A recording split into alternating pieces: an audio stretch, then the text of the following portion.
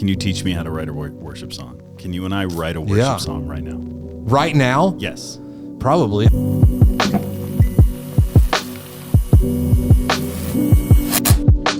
Hey everybody, welcome back. We got another episode with the incredible singer, songwriter, worship leader, Josh Baldwin. He's a good friend. You're going to find out all about that during the interview, and watch until the end because I actually got him to play some music for us. You're not going to want to miss it. We got a lot going on. Come back to our YouTube channel. You can check out some new stuff, but also in the world of Iris, we have Youth Power Invasion coming up this summer, and go to irisglobal.org for more information. It's called YPI. It's a youth trip. We go to Brazil. You're going to visit our bases. It's amazing. Enjoy this episode. Hit like, hit subscribe, and have a good time listening to Josh Baldwin. Hey, everybody. It's another one. Here we are. Bro, we're back with another episode for you today. And today, I have the amazing Josh Baldwin. Josh Baldwin, worshipmusic.org, right? Josh Baldwin, International Ministries church. Bro, Jeff and I, who's off camera, Jeff, we would like donations would come in because we worked at Global Awakening together, and we would look at like different ministry names, and I think you had a list going. You probably still do. I don't want to say the name, but my favorite was Fire and Spice Laden Mountain Ministries. Wow. That is amazing. So it's like Will at Fire and Spice Laden Mountain Ministries.com. I love that. I just, and they're actually local from where I'm from. I think. No shade, by the way. It's just a big one. Include it for your email address too. That's when it's like, we should have done acronyms. Maybe rebranding. Yeah. No, it's just joshbaldwin.com. Okay. Yeah. So swipe up, click, like, subscribe, comment. Yeah, do all that. Do that here for a green room. Leave a comment because we do this for fun. And I think it's blessing people. And this is a treat. This is fun. Bro, I've been actually, honestly, I've been really excited to get you on. I've been wanting to get you on for a while. You've been following me for years. Yes. Like physically. Stalking me. I had a little bit of that conversation with Steph. Because I'd hopped around. Stalking me? No, stalking her. I was like, but you're stalking me. And then you and I have had a lot of the same moves. Yeah. Why is that? I don't know. So I was trying to, because I was talking with Sheila, my wife, last night in preparations for talking to you today. You prep? Did you prep? I was prepped. Well, no, she was just like, what do you got tomorrow? And I told her. And she was like, oh, yeah. Love him. And gosh, I was hoping she was like, oh my gosh. Yeah, no. Blown away by him and his ministry. I'm used to it. No, she definitely loves you. Which I'll talk more. I have a video that I'll talk about later. Yeah. But I was trying to figure out. Okay, I remember when we first met. Do you really? Because that was what I was forgetting. I feel like you're one of those people I kind of just feel like I've always known, but haven't. Also haven't known like super well. Yes. But just like you've always kind of been. I'm on the periphery. I'm just like there, in the background. Yeah. No, Will. Hey. So much so. The funny thing today, I was talking to my dad on the phone, and he was like, "Oh, Will, tell Will I said hey," and I was like, "You know Will, Dad? I do know your dad. I think you did meet him. In fact, your dad was the one that gave me your cell when we were in Reading. Yes. Oh my god. And I don't remember how that happened. How did you even meet my dad? But my dad's like that though. He'll randomly just he knows. I think he was at a meeting I was doing and came up to me. He was like, "Hey, I'm Josh's dad." I was like, "What's a Josh?" And he was like, "Josh Baldwin." I was like, "That's funny." Maybe it was with my dad and Randall, or it was probably at a Global Awakening event. Okay, so let's just rewind. Okay, I'll tell you how I remember meeting you. Okay. And then you can tell me your side. Okay. So, my wife and I, we had 2 kids in Pemba, northern Mozambique. We left Mozambique because it was rough. Yeah. Not Mozambique was rough. Like a little bit of postpartum, and I was like, we're going back to America. Okay. And our only option outside of living with my parents was Rich and Holly Gersh. Yes, Rich and Holly Gersh. Oh my goodness. We're like, hey, we have a garage Yeah. that you can live in. But it was like a nice garage. Like they converted it to like a little house. And so we moved out there and we were planning on building in Moravian Falls. Yeah. And I was planning on itinerating. And then and then the Bentley fell. Yes. Okay. Yeah. And all of a sudden, all of my itinerary like just disappeared. A whole year's worth just collapsed. And I ended up getting a job at Lowe's in Wilkesboro, North Carolina. Which is where Lowe's was. Which is where it was started. Founded. Lowe's Store 701. And so we kind of died out there. Marriage was falling apart for like a year. Yeah. And then we went back to Pennsylvania. So I met you early on. Yeah. You were doing worship with Craig. Craig Kinsley, and Laura Kinsley. Yeah. In the basement of something, and Larry was coming in and out, and Craig was doing meetings. And I believe, if I can remember correctly, you led worship for a meeting that I was doing for Craig. Like you were leading worship for Craig, and I was there. And I remember hearing you for the first time and being like, "Holy moly, this dude's got pipes!" Oh wow. Yeah. Yeah. Like I do remember that. Like Eddie Vedder-esque pipes. Is that a compliment? Yeah, I love Eddie Vedder. He's like the original guy that sang like that, and then everybody else just imitates. Yeah. And then we did stuff here and there. I found out, like, if I remember correctly, you were at Morning Star. Yeah, yeah. That's why I was up there. Okay.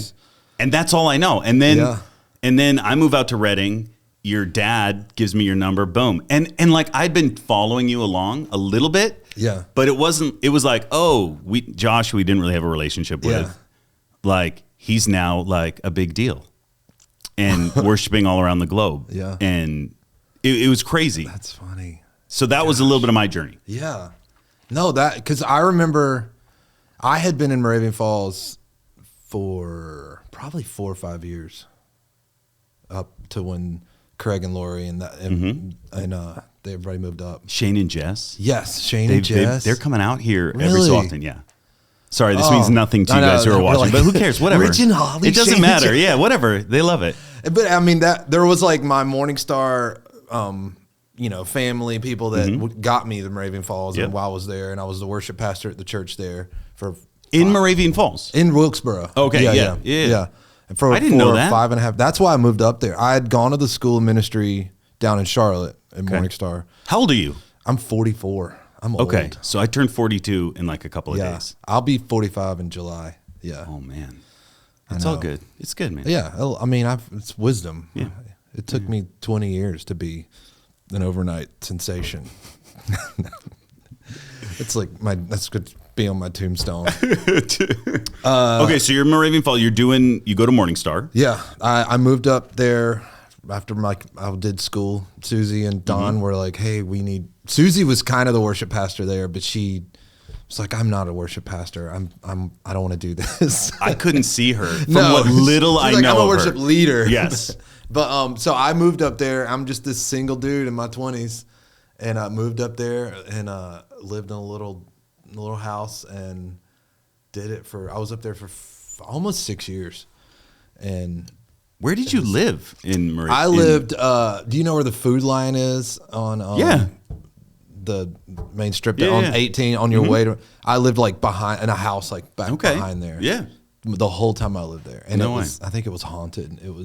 It probably was. I mean, can I just tell you? Listen, I love Moravian Falls. You're about to probably say the same thing. I hated my season. Yeah. It was such a dying season. I hated it. Yeah. I didn't have a vision. I didn't see anything. Yeah. And my life fell apart.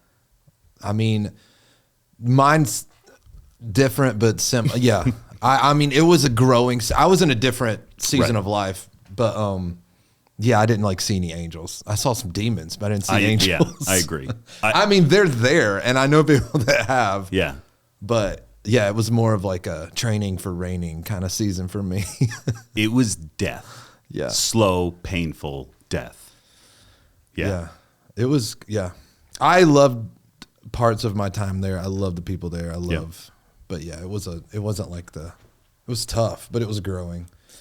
But yeah, I remember when that whole the people that you were talking about. Just I remember them moving in, and that was actually amazing for me because it was like, oh, people my age are here, and so I was just hanging out. Like it was great. I was so like, jacked up during that time. Yeah. I actually wish to like erase that. Just erase that. How long were you there? A little less than a year. Okay. But it felt like 10. Yeah. And I mean, I'll get personal. Like, so had 2 kids in Pemba, northern Mozambique. And I came home one day. I don't think my wife would have a problem with me sharing this. And like, she was like, I thought about killing myself today. Wow. It was postpartum, like hit hard. Yeah. And I was like, okay. Yeah. And so we come off the field and I heard the Lord, and the Lord very clearly spoke to me. Like, I want you to move to the States, build a foundation for your family, build a foundation for your ministry, and build a house. That's like, I like clear as day. Yeah. To the point where right when we moved back, somebody offered me $1 million. Like 4 businessmen offered me $1 million to go and start a prostitution rehabilitation center in Thailand, which is what I was like. Yeah. Which we were like, okay, we'll come back to the States for a little bit, chill out, and then go and go back into missions. But it just ended up being a season of death and pain. Yeah. And so during my whole marking of that time in Moravian Falls was marriage falling apart.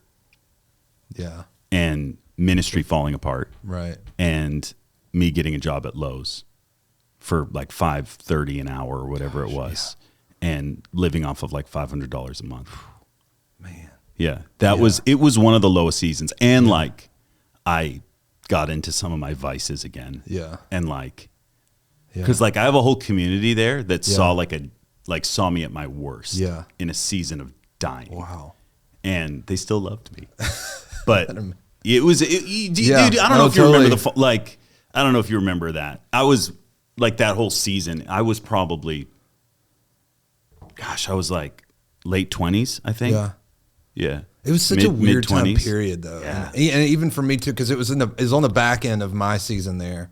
And some of it was like where, when like the grace has lifted and you're done in a place, but you're not sure about the next place, and you're just kind of like a little fearful to move. But that was kind of where I was at. And I just met my wife. We had started dating, and she was in Charlotte. Okay. So like I knew that was like the season, that last year there, where I knew I was done there, and I wanted to move back to Charlotte. But then also I was over the worship at the church. I wanted to leave that well and leave it to somebody who could help, and it was just like this weird, like, I feel like I'm in between 2 things, and this is what I want, and this season's done here. And so, and then like all the new crop of people my age moved up there, and I was like, oh, this is awesome too. Like I finally have people my age, but looking back, it's so crazy, just like seasons of your life when you look back in the place, like,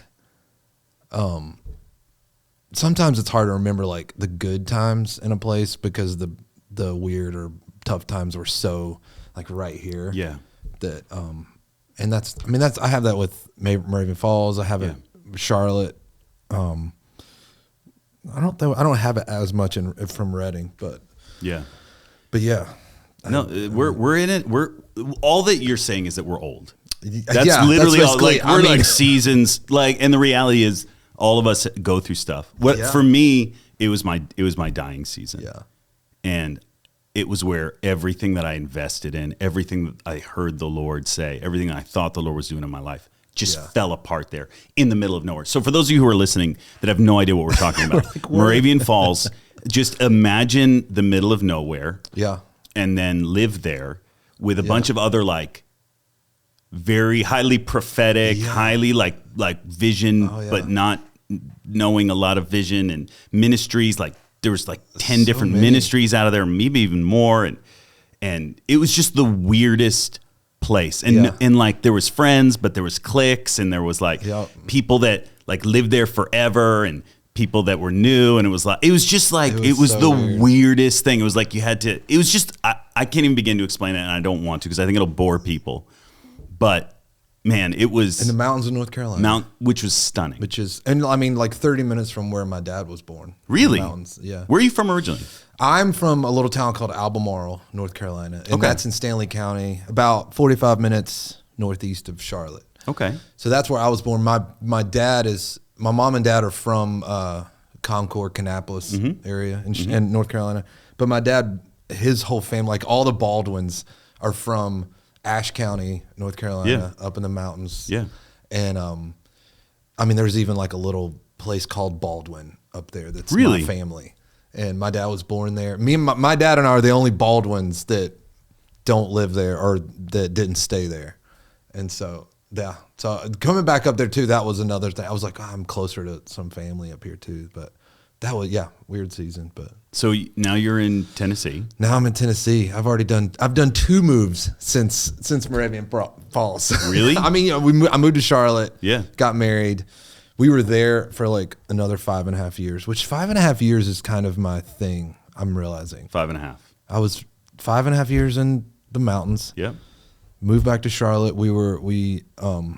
I still worked and was connected with Morning Star, but helped start a church called Queen City Church in Charlotte with Robin McMillan and No way. yeah, and John Mark. And Seriously? yeah. Oh, dude. Okay. Yeah. We gotta. We're gonna hop around. Okay, so I want to hear your story. Okay. But before, take me from how did you end up at Morningstar? And listen, Yeah. before we go there, if you don't know anything about Morningstar was Rick Joyner back in the day. Yeah. There was nothing like it. No, it was just amazing. Yeah. The night I got saved in 1999. Yeah. I'm out like weeping outside of the town hall, and somebody walks up to me and hands me, I think it was Glory, Yeah. cassette. Wow. I listened to that thing every morning Yeah. and every night for over a year straight. Prophetic Yeah. worship. Susie. Glory had Kevin Prosh song. Oh my God, one of my favorite songs. Still to this day, it's one of my favorite songs. I love amazing. it. He Yeah. pulls out the conch. Yep. Yeah. So I found out about them. It's just kind of crazy. So my dad's a pastor. Okay. When I was in high school, my mom and dad separated, divorced. I grew up like, my dad was a pastor, but also led worship a lot, wrote songs. So I grew up playing drums for him. And then I got into high school, I grabbed a guitar, that's when I started leading worship. And, so, we're like my dad's the pastor of like the big church in our little town. Mm-hmm. So that's like when he gets divorced and can't pastor the church anymore because it's Assemblies of God church, all this. It was like the scandal of my little town. And I'm like senior in high school and I'm just like, get me out of here. I don't want to be in this little place. So I go off to college to Lee University, not fully knowing what I wanted to do. I mean, this is like 1997. So like, it's not like a time where you're like, I knew that all I loved doing was leading worship, but that wasn't like a time of like, but in the 90s wasn't like I'm going to go to school to lead work. It wasn't a thing. There was nothing. Then. No, I mean, you could do it, but it wasn't like a career. Right. And, or a smart career. You would think like, I'm going to be able to take care of my family doing this. I got you. And, so I just went to college to get away from home. And my buddies went to Lee, and I'm like, I'm just gonna go there and be with my buds, and which is an expensive decision to just.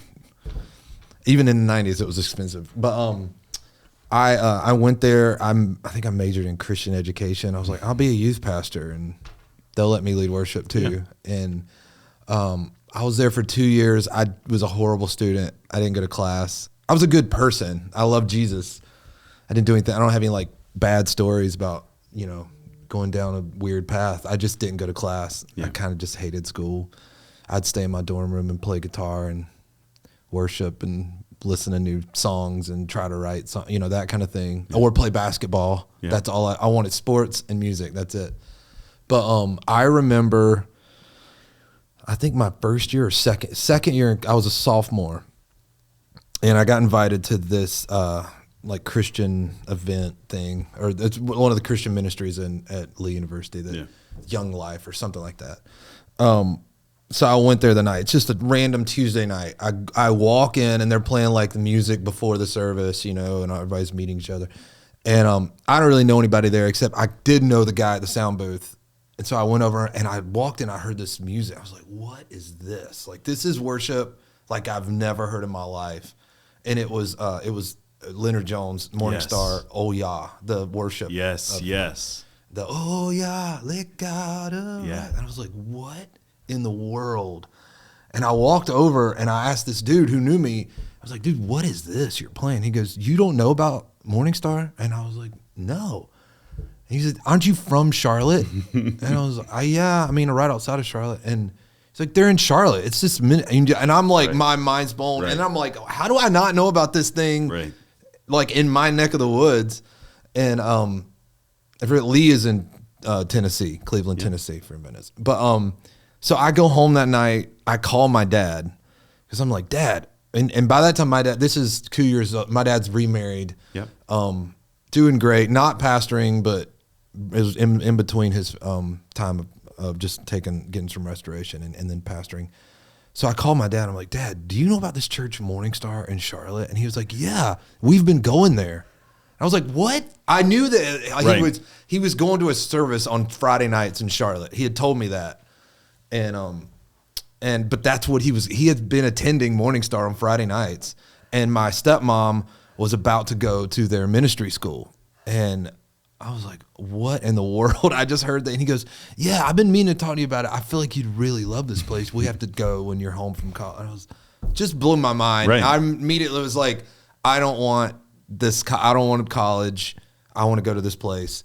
And so I came home after my sophomore year, got a job at a mobile home factory.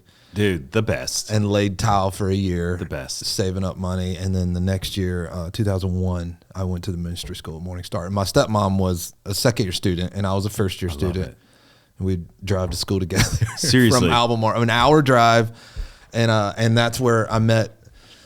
I go there, and Don was there still. Don and Leonard and Susie. Can I ask you to do me a favor? Yeah. As a worship leader, right? Yeah. Who knows these people? Yeah. I always have a hard time explaining Don, Susie, Leonard, Morning Star worship. Can you I'll try. Can you because I think a lot of maybe some of the younger ones that are watching, they have no idea what we're talking about. Right. Some of the older people might be like, yes, yes. that was the golden age, if you could describe Morning Star worship, how would you do that? I think it's the most, it was the first time I really heard this worship that was unhinged, zero fear of man, just the corporate songs that you want to sing with, but also prophetic, spontaneous singing that I don't know that it had ever been done. I remember getting the Delirious Live in the Can album. And I was actually, I was doing stuff with Martin Smith just last week. Love that, he was in town. And I was like, I think that was the first time I heard someone just kind of go off the page and sing spontaneous and then put it on an album and here you go. Right. That was that. And then was right with the same time I heard that was Morning Star. I heard Morning Star. And so Morning Star was Don Potter and Leonard Jones and Susie Uriah. Susie Wills at that time. Yep. Susie Uriah now. But Don was in the country music world here in Nashville and, but also leading worship. I have one of Don's original albums. Oh, yeah. From when he played, used to play here in Nashville. That's nuts. Somebody has his record. Yeah. And they cut me a tape. That's Somebody from amazing. They used to go and watch him. Yeah, he used to play with Chuck Mangione and was help discover his sound and all that. Yeah. It's crazy. They would just, there was a few things. They would lead worship and it would just go on forever, hours, right. One song, 20 some minutes because they would sing the song, but then just keep going and there'd be prophetic things sung about, but then also spontaneous flow. It was nothing I don't think that had ever been. And even it's still different, I feel like things because of that, it's inspired things, Steph and Bethel and the flow and spontaneous stuff nowadays, but it's still not like there's still nothing like what was going on in the late 90s, early 2000s at Morning Star. Bill used to tell stories of how he'd bring Don out. Yeah. And like Don Potter would give like words to Brian. Yeah. Right. Oh, yeah. Like yeah. I'm remembering all these old stories of when that would happen. But those guys were like Susie would get up like I used to be like you can hear it on there. Like I used to be a prostitute. Yes. Like she would just like her testimony song. Yeah. Right. Yeah. And then Don Potter Facing the Wall album. Yeah. You know that was recorded in Legacy's old building. No. Legacy I didn't Church in realize Nashville. that. Yeah, on Gallatin. Wow. Don recorded that whole thing. He used to come and play there. But like that whole genre, that whole era, there was nothing else. It was like that. If I remember my like CD collection, it was like maybe Delirious, Morning Star, and then like Vineyard. Yeah. Oh, that was totally it. It was like Vineyard and Morning Star were like the biggest things. Vineyard was like, these are simple songs that I want people to just sing with me and let's worship. And then the Morning Star was like, okay, let's go into the deep. Yeah. And like, it's funny because I got there and I didn't write songs really before I got there. But the whole thing with Morning Star was they didn't really lead any of, most churches you go around like they're probably singing a Vineyard song or, or a Hosanna or whatever. Morning Star was like, no, if they're leading worship, they're singing their song that they wrote. Oh, yeah. And that was like, when I got there, I just thought, oh, that's amazing. They all write songs, so they just lead them. I'm like, no, it's kind of like the rule. Like when I was a student, they had, we had chapels in the morning and you could lead worship, but you had to lead your own song. So like if you didn't write a song, like, really? So that's the whole reason I got into songwriting is because I remember telling Susie, like, I know I'm called to be a worship leader. This is the calling of my life. I want to do this, but like I've never written a song. And she was like, well, let's just work on one. Let's write one. Let's open the Psalms. And so we opened the Psalms up. Psalm 42. I remember looking at that and I just started singing the Psalms and I wrote a song so that I could lead worship the next morning. Really? And I got up there the next morning and led that song in worship. And, which I wouldn't suggest like, hey, if you want to get on stage, like this is what you do. Like, it was like, I just knew this is who I'm called to be. So if I have to write a song to do it, then I guess I'll just write a song. But then what it did, it forced me to do it. It kicked me into which I need that a lot. I'm like pretty chill and laid back and I need like a boot into my calling, I feel like once a week, which is why I married Sheila. She's great at that. She's the pilot light just lit under me at all times. But what it did was just like open this passion in my heart. Like I realized like, oh, I love writing stuff. Like this is also who I'm called to be. Yeah. And I love that I had to get like forced to do it in a lot of ways. But gosh, I remember, it's a funny story talking about Vineyard. My first year of school there at Morning Star, I wrote a song. I get up, I lead it the next day. And I'm like, I still to this day get nervous leading a new song that I've just written. Really? Yeah, somewhat. Unless I just know that it's really awesome. But it's not as often as like you this would one's maybe awesome, think. Jesus. Like this is really awesome. I know. I love it. Or I know this is really simple. Everyone's really they're gonna sing it quickly. It's not hard. But I was so nervous, and I let it. I just thought that was horrible. That I'll never write songs again. And and I remember worship was over. I go out. I'm like walking out of the church to go to the bathroom and. Maybe just leave. I don't know. Like, just peace out and everything. But I get out there and this guy stops me this is like a month or two into the school. So I don't even know everybody in the class. But this guy stops me. His name's Adam Russell. And he was like, dude, that was amazing. You're supposed to be doing this. Like, wow. I just like you're a songwriter. You're not just a worship leader. You're a songwriter. And he just like started speaking into my life and I just took that, and then we became really good friends. And it turns out him and his wife were there. They live in Kentucky. They're pastors at a Vineyard church in Kentucky. Fast forward years later, he's actually now still good friends of mine, and he's over Vineyard music, like Vineyard worship. Yeah, seriously. Yeah. So it's just so crazy, like that little time. And there were so many people when I got there, John Mark was like a third-year student. The Helsers were students. Yes. They were third-year students when I was a first-year student. So we all kind of grew up in that together. And I played drums on Johnny's first album ever. Really? Like 2000, almost 20 years ago.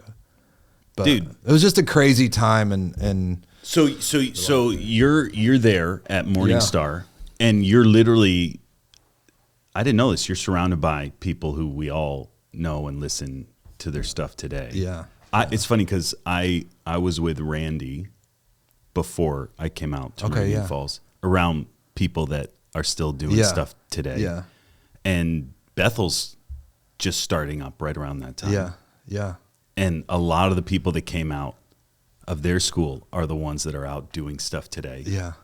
It was like, it was almost like God was just doing these pockets of like, that's where Brian, like when I first met Bill, I met Bill in 99.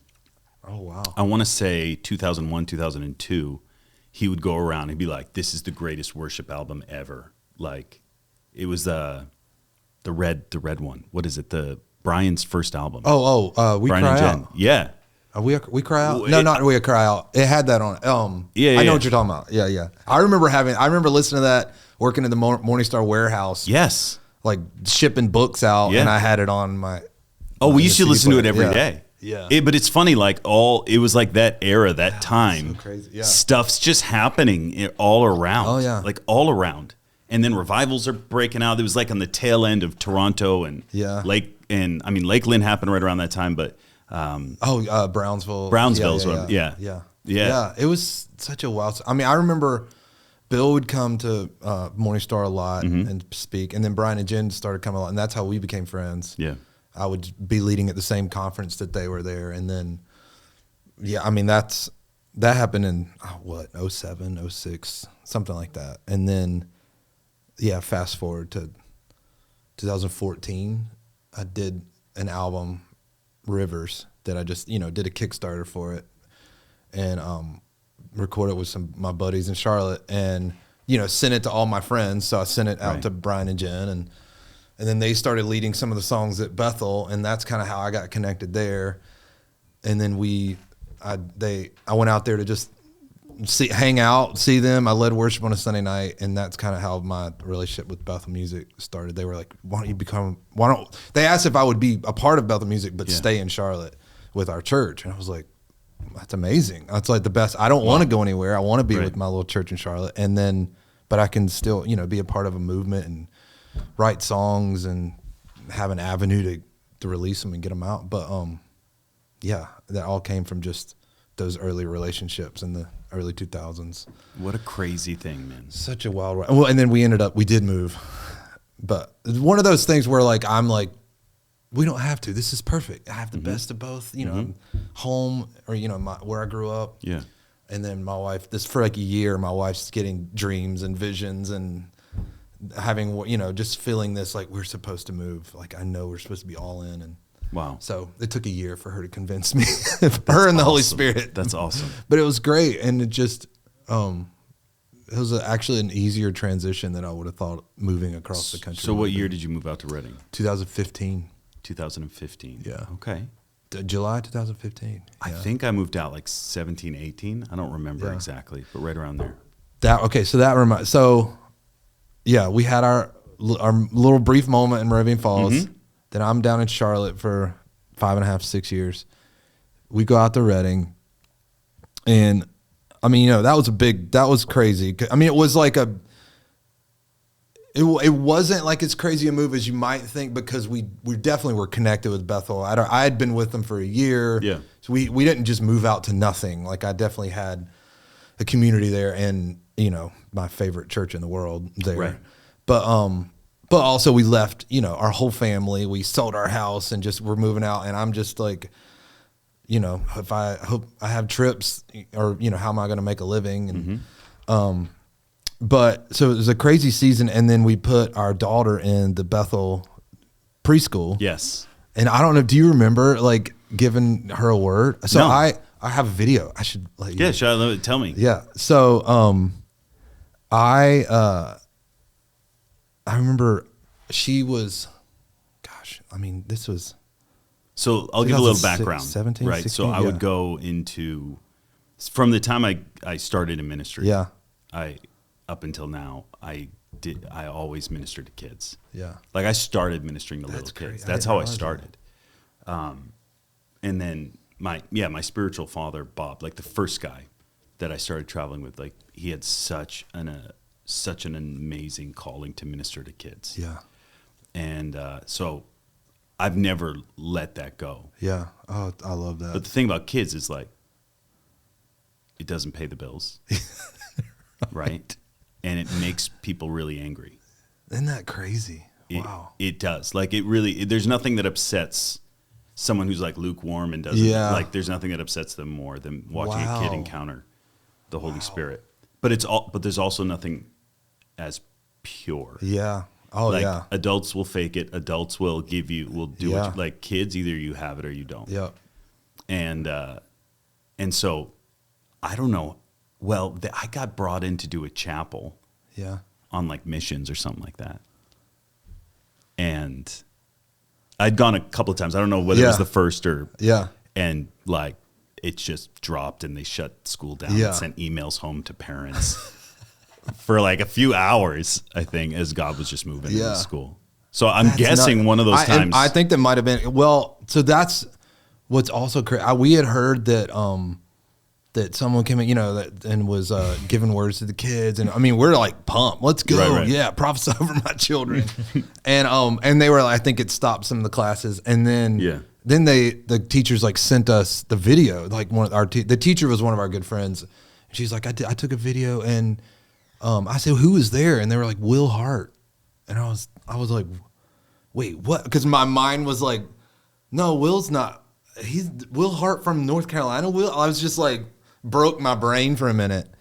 And then that's the first time I realized that you were there too in Reading. I don't think I had known you were even in Reading. Really? Yeah. And I got a video of I've been there like a year, maybe more. That's so nuts. But we hide. Like I hide. I don't like, I'm in the office. Yeah. You know, doing Iris stuff. Yeah. Right. Well, so I'm not like. And now I was traveling a ton too with about the music stuff. And I never came out there to like be a part of. Like to be like on staff or like with Bethel, even though they treated us like staff and were incredible. But we just kind of like lived in our little office. Yeah. I would just drive back and forth working. And it was new, like I was new in Iris. Yeah. So I was just fully engrossed in that. Yeah. I have it. Can I see it? Yeah. Tons of pets. Yeah, tons of pets. Oh, that's... Oh, my wife's there. Oh gosh, that's I think she was like 5 there. That's not even 2017. That's before then. Oh gosh.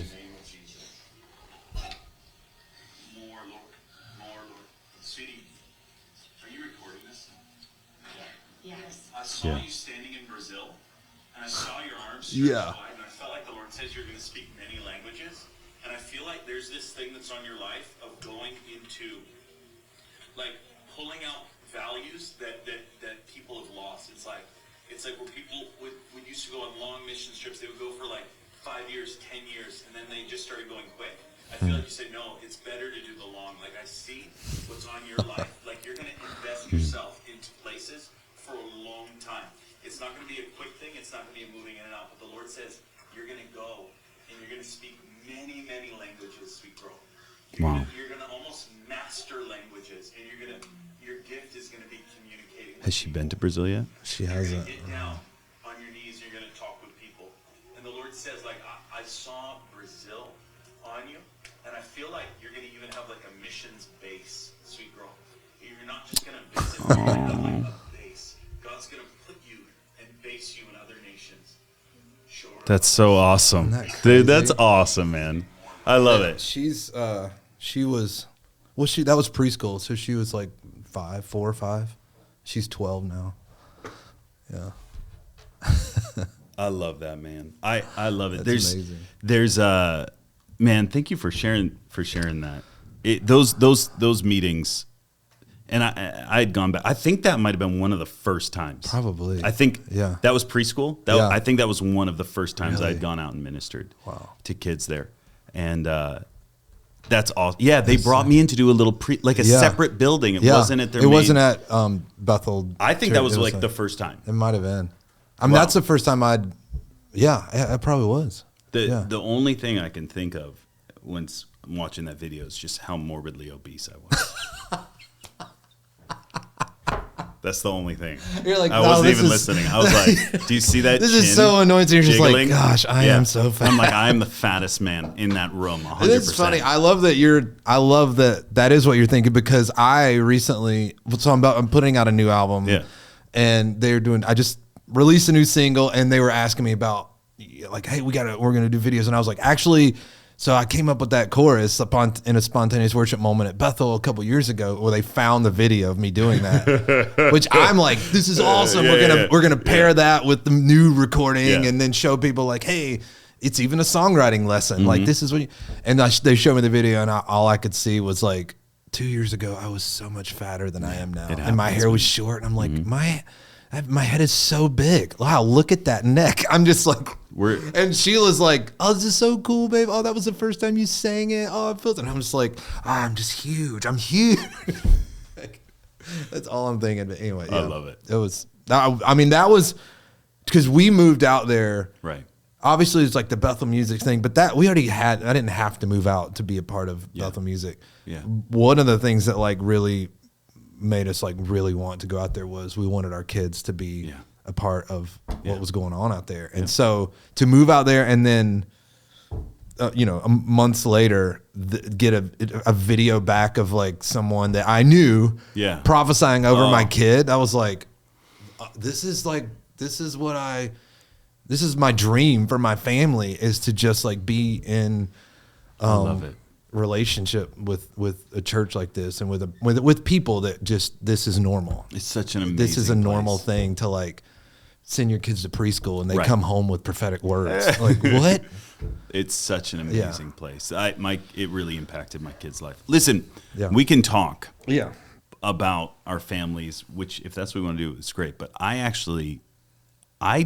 don't know much about you. Okay. Right? Yeah. And I mean, we've crossed paths, but I actually had to like look up your most well-known song, which of course I knew them all. I didn't know that you wrote that. Yeah. Like there's so many things I didn't know that you were even a part of. And forgive me just because I don't love that. listen to a lot of like, I love it. I don't listen to a lot of like worship. Yeah. Yeah. Outside of like weird worshipy things, because I grew up on like weird. I came from the weird stuff, but I was not as weird, which was always weird for me. Yeah. Because I'm like, I feel like I'm not, flowy and all this, but I love it. Dude, like I was blown away at some of the things I saw. What is what is the song that you've written that like you feel like best encapsulates your heart? Like you look at that, whether it has lots of like views or listens. Like do you have one song that you're the most? That's so hard. Do you have we'll start with an easier one. Which child do you like more than the other? No, I was just kidding. I was about to say like that's like basically what you're asking me. Which kid is your favorite? Gosh, I mean there's there's songs people would know that if I said, but they're special to me because of what they've done and even opened the doors for the other one to other things and opportunities. But if I'm just thinking about a song that I'm like so proud of and just that I don't think I'll ever get tired of leading worship with, it's probably this song called "You Deserve It All." Yeah. And you wrote that. I wrote that in Charlotte, just kind of a spontaneous little moment. The chorus came, we give you the highest praise. You deserve it all. You wrote that? Yeah. Yeah. Seriously? Yeah. Shut up. I did. I wrote that chorus came. I was leading worship at Chapel in Morningstar. You wrote that 2010. song. In my mind, I just think of like some like I don't know, Patty. What's her name? Like Sandy Patty. Oh, like, Sandy Patty. Like something like I just think like all of those came from like. No, I mean that it does. You like wrote that song? I wrote that song. Yeah, yeah. What if I was just lying though? Like no, I know. I love that. It's fine. You get called out. No. I know. Yeah. Okay, so tell me, how did that song come about? I was leading worship at a. I didn't know. I'm literally blown away. They didn't know either, probably. It's such a good song. Thank you. Gosh. High praise. I cut you off. I'm literally flabbergasted. Like I want people like when I say I did research. I love that you know that song. That's like a deep cut. When I said I did research, here's what I did. Well, I literally just opened up Spotify. It's not in the top 10 on my Spotify. Josh Baldwin. And I was like, ooh, whoa, I know those ones. Yeah. That's what I did. Okay, yeah. Well, yeah, that one's not in there. That's a deep cut. I think it's that one, yeah. There's two of them. That one, and because of the season they came in, which was before anyone knew me or I was doing anything that anybody would see. I was leading worship at a Morning Star School of Ministry Chapel, 2010. I had just moved back in Charlotte, just got married, and yeah, me and my buddies just said yes to leading the worship at chapel. There's probably 60 people there, and it was early. And I had finished like singing this old song, I love your presence. So good. I was playing the chorus to that. Who wrote that song? That's another crazy story. I have so many crazy stories. I want to hear you. Welcome to our 3-part podcast here with I was leading that song. That's an old Vineyard song by this guy Darren Clark. Yeah. And but somebody did a remake of it. Anthony Skinner. Anthony made it. Skinner. Anthony, and then Jen put it on a Bethel album later too. Anthony Skinner. Anthony's version is the one I heard. So good. And yeah, when he starts going into David Gray, Lagoya. You know he lives here? Oh yeah, I hung out with him the other day. I'll connect you. Please. Okay. You should bring him on. I actually want He's on the testimony song, the Morning Star testimony song that Susie does. Anthony's on there singing too. That whole album, I know every song. Oh, that was like a time in my life. That is a classic album. I'm gonna shoot that rabbit. So you're listening. I'm leading that song. In the middle of it, or at the end of it, we're just worshiping, and I literally, and this doesn't happen often, I literally was felt like I had to sing out, like something spontaneous. Like sometimes I'll just sing sing things that kind of keep worship going, or encourage people to sing out their own song, that kind of thing. This was like one of those moments, maybe that, it happens once every 3 years, I feel like, for me. It's just like there's something inside you, you're supposed to sing, but I don't know what it is, but I knew I just have to start. And it was just like, I just literally start singing, we give you the highest praise. And it just came out, you deserve it all, you deserve. And I just keep singing over and over. And I remember even looking back to my buddy Joe Volk's playing drums, and my other friend David Paleo and Stuart. I'm the guy. They're like my 3 best friends. Yeah. And I look at one of them, and I was just like, we were like, what is happening? Just immediately, I knew this is something I'll sing the rest of my life. That kind of thing. And that does not happen much. And we sang it over and over again for 30 minutes, and just, after I'm done, I'm going back and I'm recording it on my phone, because it was just, it wasn't. It was a little meeting. It wasn't like this big video thing and streamed all over. But so I sat on that chorus for a while. I even put a version of it. I tried to write the rest of it. I had this little thing that I would sing with it, this other little tag chorusy thing that I would put with it. And I actually put it on an old album, Rivers album, that I did. And then when I moved to Reading, I started writing with more people there and co-writing. I remember we were working on my album there, my first album with Bethel Music, and my buddy Bobby, he would hear me lead this song every once in a while. He's like, you sing this chorus, this "You Deserve It All" chorus. Is that? He's like, I don't know, is that a song you've written or is it done? And I was like, it's a chorus that I kind of sing, but I've never finished it. And he was like, we should finish, write verses and a bridge to it and make it a song, and it should be on this. And so we did. I wrote it with him and Joe Volk, the drummer, who was playing with me that day when I wrote the chorus. We wrote the verses together and finished that song. Such a good song. And then I love how it started. So fast forward, I'm here in Franklin, Tennessee, and I'm outside my house and with my buddy David Leonard. We're actually in his golf cart driving around. It's a thing. And he stops because this guy's walking down the road, and he recognizes this guy, and the guy comes over and says hey to us, and he's got I think Darren's British. Now this is going to be bad. It's all over. I'm pretty sure Darren Clark's British. Yeah. He'll be okay. Yeah. He's talking and I'm like, I feel like I know this dude. Yeah. And David tells me, he's like, this is my friend Darren. This is Darren Clark. And I was like, wait, are you Darren Clark who wrote I Love Your Presence? And he was like, oh yeah. And I was like, I've always felt so connected with him because my favorite song that I think I've ever written came out of a time leading worship to a song that he wrote. And I just felt like such a connection to him for that. And I told him that story. I got to tell him outside my house. Right. He just he lives in my neighborhood. I love it. It just we were driving through your neighborhood looking to buy a house. Yeah. I think I've told you the story. And my son's like, "That's Bear," and I was like, "What? Wait, what?" Like we're on our way to see a house. He's like, "I saw Bear." I was like, "You didn't see a bear, Josiah?" And he's like, "No, Bear from my school." Yeah. And I was like, "What?" And my wife's like looking.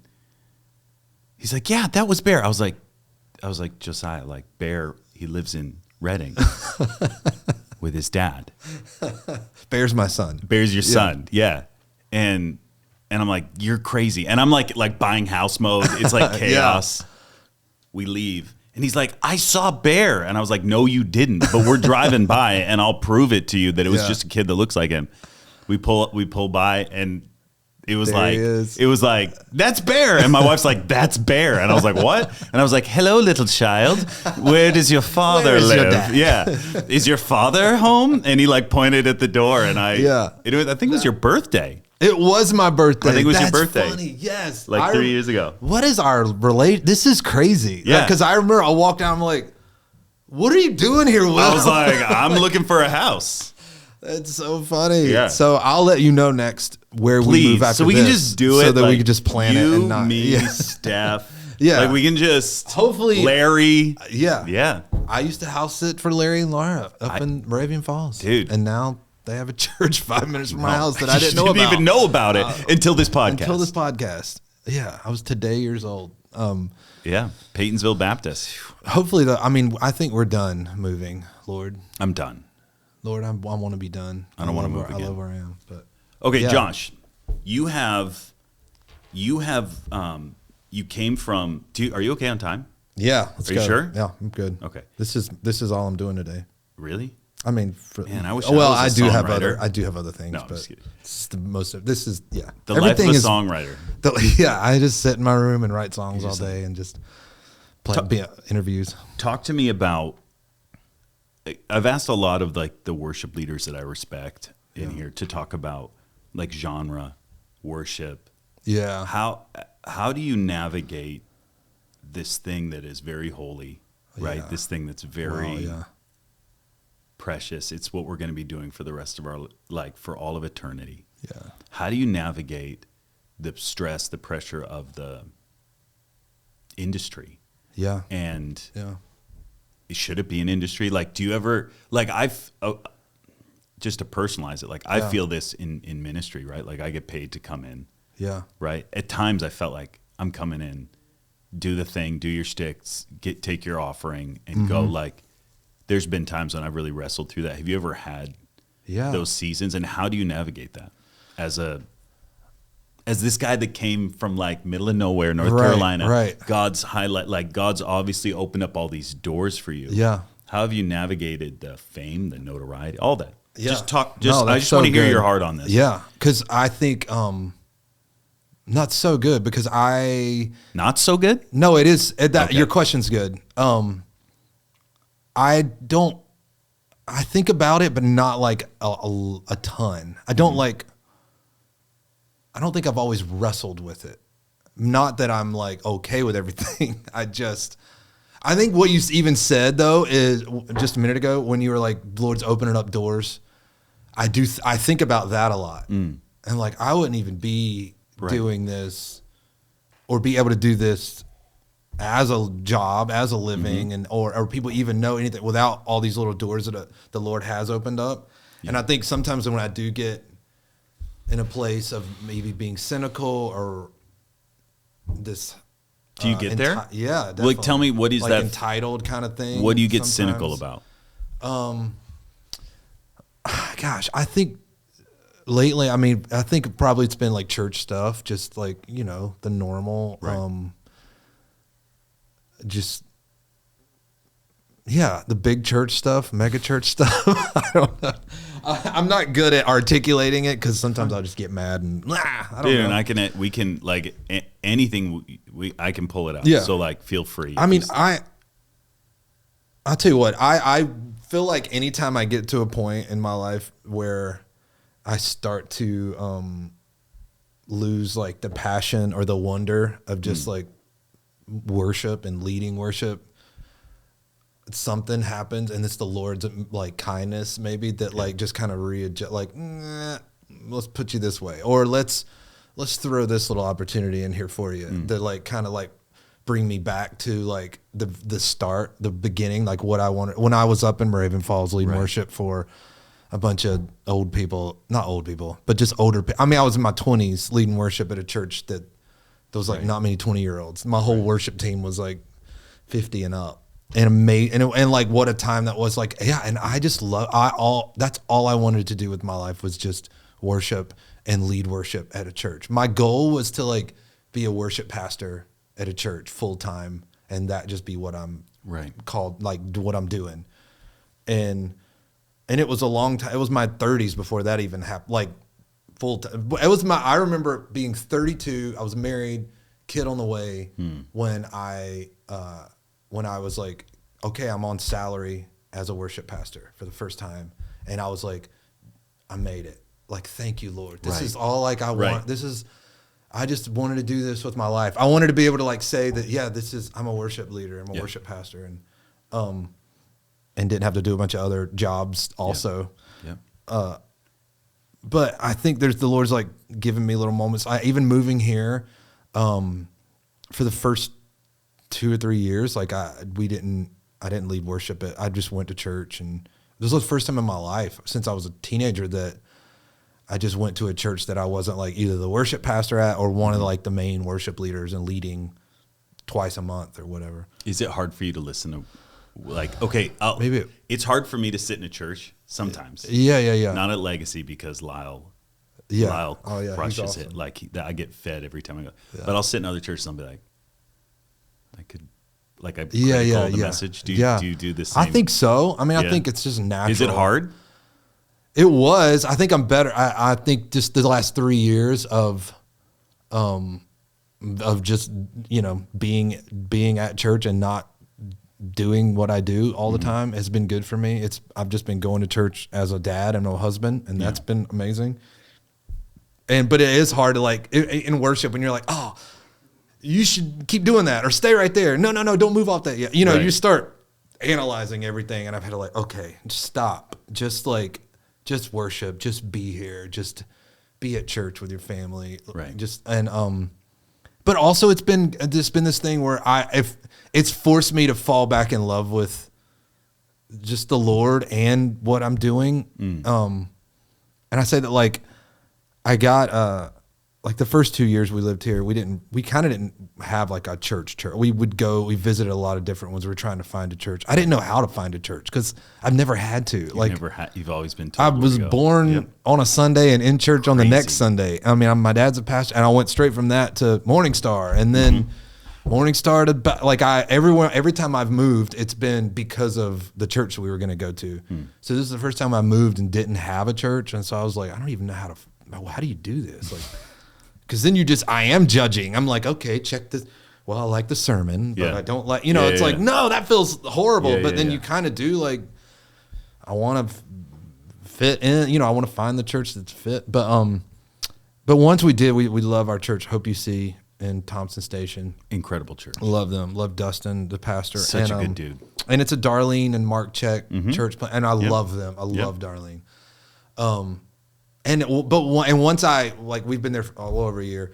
Once we were like, this is our church, I felt the hunger to like, I want to lead here. Like and not because I'm Josh Baldwin and then, of course, ask me to lead, Right. It was just like no, this is my this is my church, and this is what I do. Home. This is how I serve. Yeah. Like if I was like the guy that's like, I've always served in the kids department, when I found my church, I'm like, okay, how do I get involved in this? I want to do this. And so I totally get I go in and speak at Legacy School, and I'll do a Sunday morning if they need it. Yeah. And I love it. It's how I get to serve. It is. Yeah. It's like this makes me feel even more connected to what we're doing here. Right. And I have that now, and I don't know that I've had that in a long, long time. You know, like just fell back in love with just like that part of my life that the Lord has like placed in me, and this is part of who I am. This is how I serve.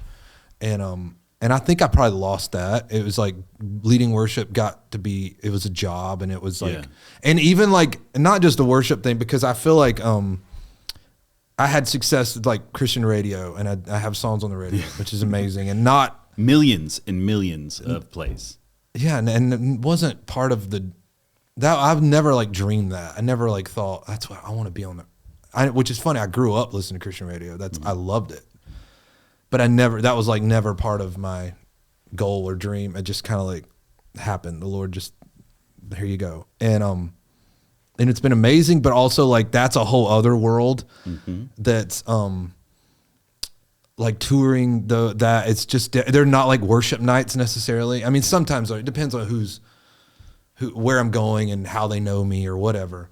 But so that's like a whole other thing that is over here, and it's like the artist side of who I am, which I love. I love that part of it. I love writing songs.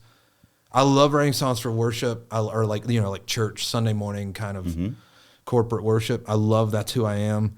And then the radio and the artist side has like opened up this other part of me that I love writing songs that are a little more artist driven, a little more singer songwriter, and just storytelling. Like, I love that, and I don't know that I even knew that was in me. Let's talk about this. And when I think, because when I think about the worship and the genre and all that, it's somewhat separate from me in a lot of ways. Explain this. Because I have this, I don't like the artist side of Josh Baldwin, and the style that I even write in, and my the way the music comes out of me is like this thing over here that kind of got unlocked, and I'm like, oh, I love that. But also it is all worship to me too. Yeah. There's that. I'm jumping ahead. No, this is a conversation about arts. Yeah. I think at its core. Right. Like this is a conversation of I think inside of the temple, maybe like inside and outside. Like totally. My parents are artists. I've said this before on the podcast. So like I grew up around their creativity, their gift. Yeah. Providing for my family. Yeah. Right. So like God gives creativity, he gives gifts, he gives talents. Right. So help me if I'm mistaken. No, I love I think what I hear you saying is that you separate like the worship from like this talent that you use to continue to edify the church, but you put it in a different category, even though it's both worship. Like, help me understand. I mean, well, I think I'm always trying to figure out what it is. I'm always trying to understand, because I love what you said, like the inner core, the out. It's like in some ways this, the artist side of it is like gathering people and like, hey, come here. Right. And then once we get here, once you trust me, then what if we went here? What if we went into like this time of work? And you know, like at this, like marry the two, going in. I found that in the last. I love that. I do too. I think I've always been called to. That's part of who I was called to be. I mean, obviously, but I think I remember those days in the mountains, walking the dirt road by my house and just praying and being like, God, I want to, you know, I've been given all these words over my life, and you're going to do this. And I was always given this word, and it was when I was at Morningstar, and it was because I was different from a lot of the worship at Morningstar, and that I was maybe safer for people, right, and safer for churches or whatever that weren't comfortable with maybe the depth and the spontaneous, all that stuff. But it's like, but we're comfy with you. I know you're one of them, but you know, that kind of thing. And like, I remember Susie, she was like, and Dawn, they would be like, I feel like you're going to like take kind of like in a covert way, like take the Holy Spirit into places that maybe it's not as welcome or whatever. You're a bridge builder is what I hear you saying. Bridge builder. And so I remember that back then being spoken over me. And then fast forward to now, I'm like, oh, last year I did this little acoustic run where I just went and played some nights, and it was like kind of promoted through radio stuff. So it was more like radio crowd, kind of the people that knew like my radio songs, not as much maybe Bethel worship kind of stuff. But these nights were so special because I would just go in and out of like story time, talking about how I wrote a song, or and songs that were just like storyteller kind of songs that I have, but then also go in and out of like songs that they might know, or these deeper worship songs, and these moments. And people came up and just talked about how much they were like, this just felt like living room, like sharing your heart, and then we would worship. And I'm like, yeah, like that's what I want to do. That feels the most natural, because that's kind of who I am. I feel like in my life, I go in and out of those seasons of deep worship or corporate worship into like, I just want to write a song about Jesus being an old soul when he was a kid. Like I have a song like that. And let me talk about that. Let me talk about this song I wrote about peace that I wrote for my wife when she was dealing with anxiety and having panic attacks. And we're probably not going to ever sing that song on a Sunday morning. Maybe we could, and that'd be awesome if we did, that's a whole other topic. But like, I want to go in and out of those moments, but then also let's come out of that and just worship. And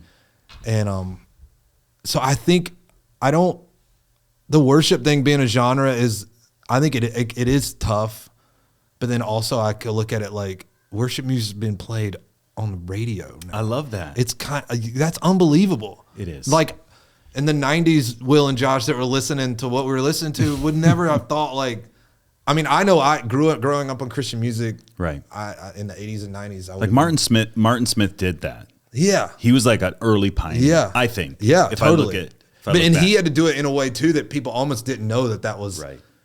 That he wrote those for worship times at his movement, or this like young adults ministry they had in the UK. Like it didn't sound like worship music necessarily. I say that, but I think why most people, at least why I have no problem with that, and I would like I've been finding myself asking the question just internally, and I've had the conversation with other worship leaders here, like with Martin.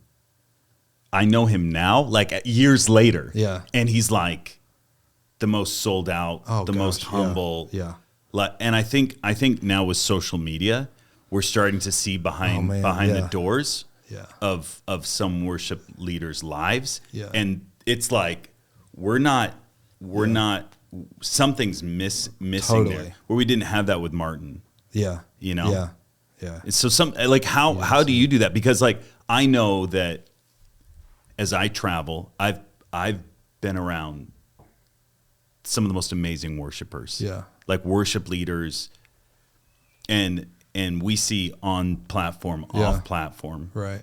Totally. And I've had friends that incredible, like writing some of the most amazing worship that are now like 100%, like 180, 100%, like literally doing whatever they can to serve the enemy. Right. Like, and promoting it. And that's the extreme. Right. How do you handle that? That's seeing behind the scenes. No, that is tough. And social media, that's like the biggest fight, I feel like in general, but like, especially when it's, worship leaders, artists, all that, because it is comparison stuff. You just get lost in that. You get lost. I think it's harder it's so weird because it's like social media, you feel like, in some ways people feel like I'm being my authentic self, but sometimes it feels harder to be authentic on social media. Like, it's just a weird thing. It was like, this thing started as like a follow me day, all throughout the day. This is the most real version of me. And then like, now it's like, actually, no, that's not you at all. But, I think my wife and my family help keep me very grounded and just normal.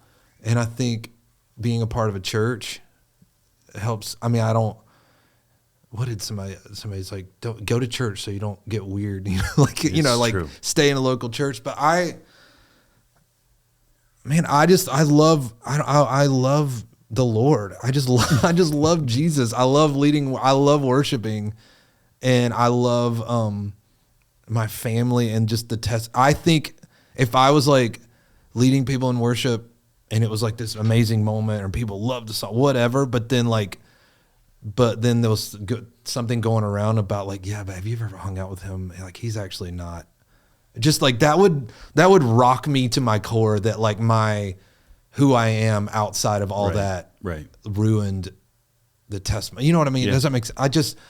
That matters to me, like in a healthy way, not like I don't care what people think. Not like that, but just like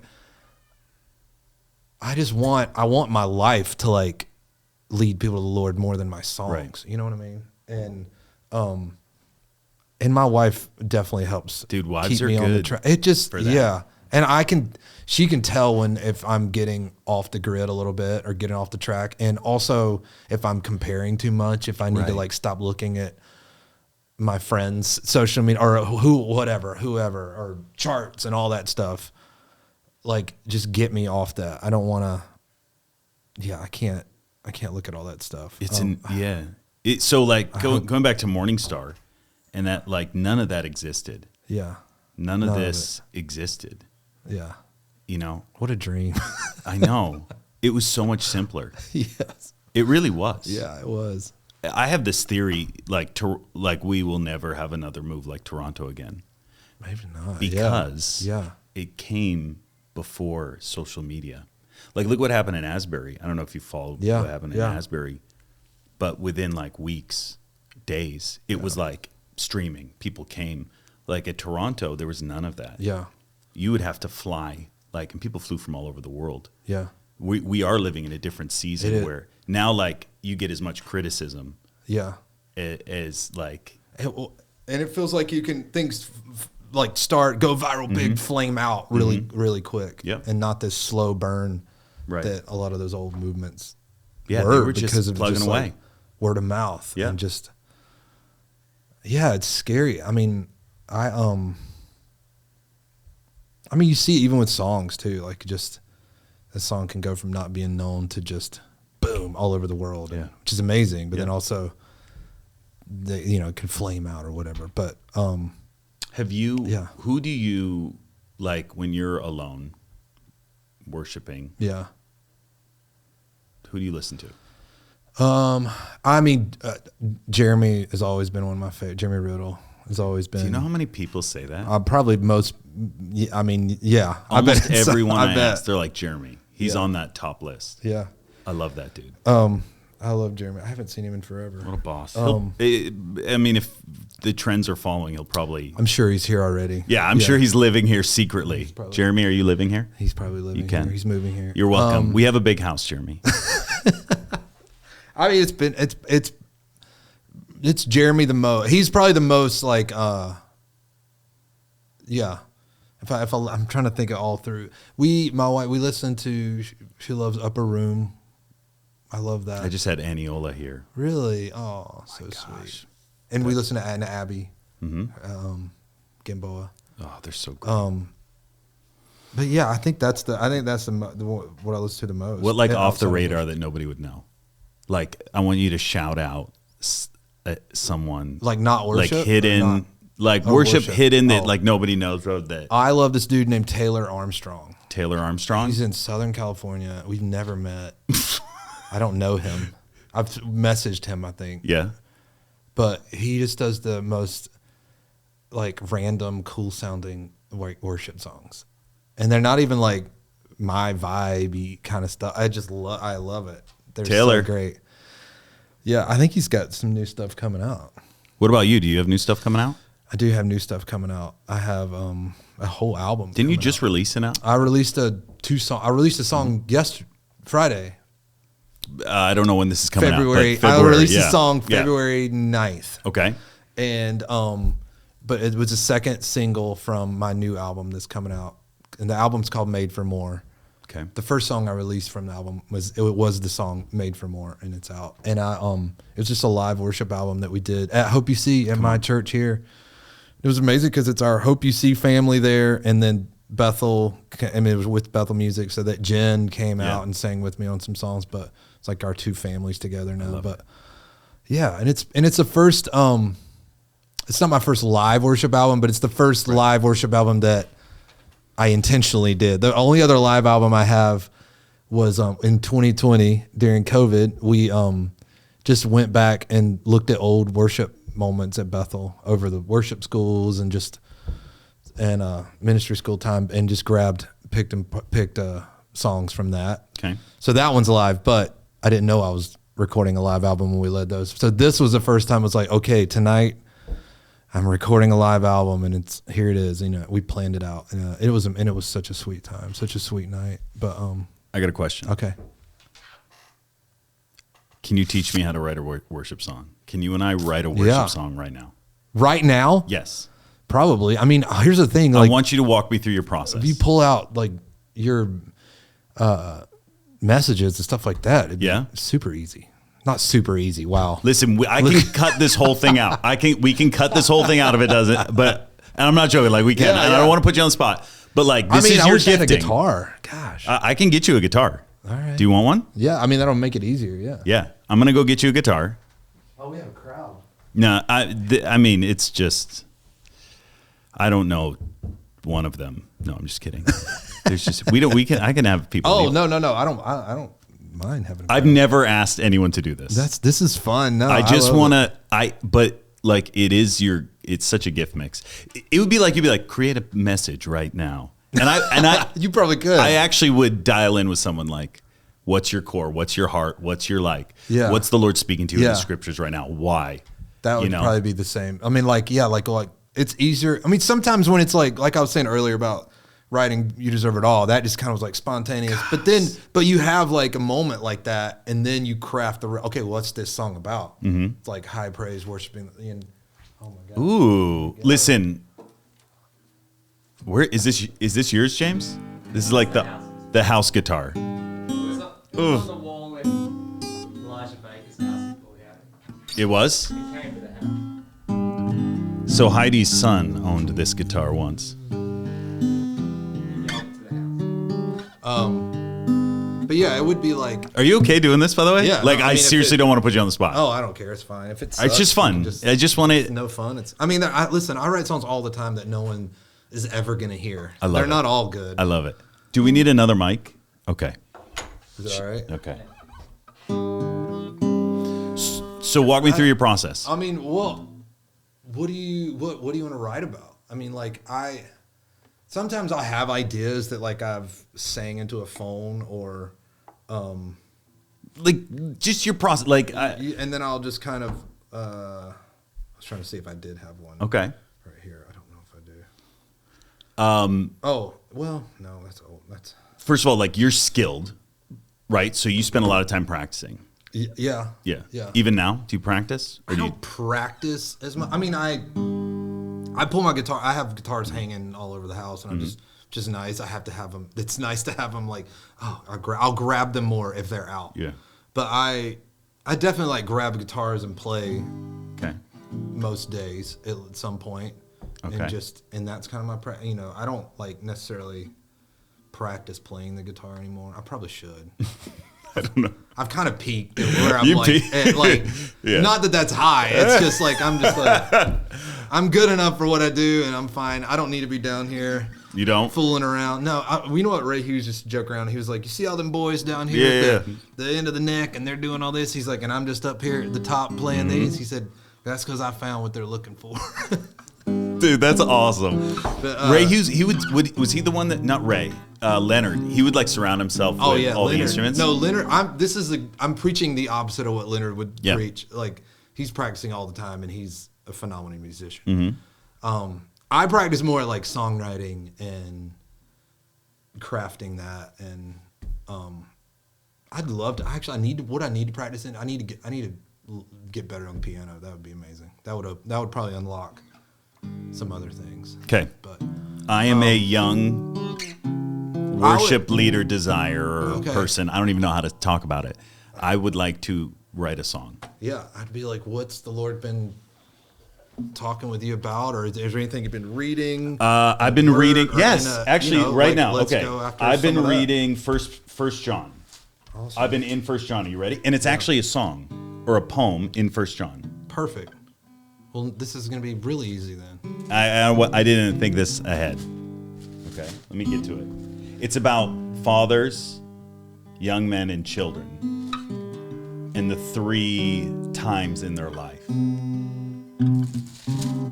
Why don't you look at that and I'll tune? Yeah, It's like tune. as I'm playing. Like, Okay, woo! so it's 1 John 2:12. Okay. Okay, I'm gonna read it. It can, or do you want to just tune? Yeah, I'll let you do your tune. thing. It's going to be an editing nightmare for you. No, this is fine. We're good. We keep it chill. You know what's funny is I almost brought my guitar, but then I was like, well, I'm not going to need that. What do I need it for? I'm sorry for the guitar, everybody. It is not a good representation of Josh Baldwin and his musical skills. It's a cheap guitar, that's Yeah, it's fine. Yeah, it's fine. I usually have a Does pick it- in my pocket. I don't What do you today. need? Nothing. No, you have a pick. Or I have a pick right here. Okay, so I've been like on this. I just finished a fast, and I just spent the whole time in 1 John. Okay. And then, so there's this, I hit this part right here, 1 John 2:12. You see how it's like different, you see how it's like a different, Oh, yeah. it was actually used as like a poem or a way to memorize the core of what this is saying. Right. And so here's what it says. Okay. I write to you, dear children, because your sins have been forgiven on account of his name. I write to you, fathers, because you've known him who's from the beginning. I write to you, young men, because you have overcome the evil one. And it goes, I write to you, dear children, because you've known the Father. I write to you, fathers, because you've known him who's from the beginning. I write to you, young men, because you are strong and the word of God lives in you. So like I rearranged it in my notes because that's too confusing for me. So I broke it down into children, young men, and fathers, like 3 eras.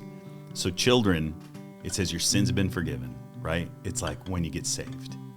Like this is that first season of your life. The second one is you've overcome the evil one.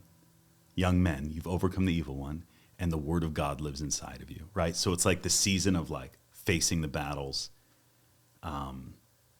getting the word deep inside of you. Yeah. Right? And like coming through, because like everybody goes through that season, right? And then the last one is fathers. And when you become a father, when we become fathers, here's what we say, like, I've known him who's from the beginning. I don't know just the son who saved me. I don't just know the word and overcoming the enemy. Like, I get to know him who's from the beginning. Yeah. It's like that's what I've been meditating on. Oh, see, oh yeah. Can I look at it? You can.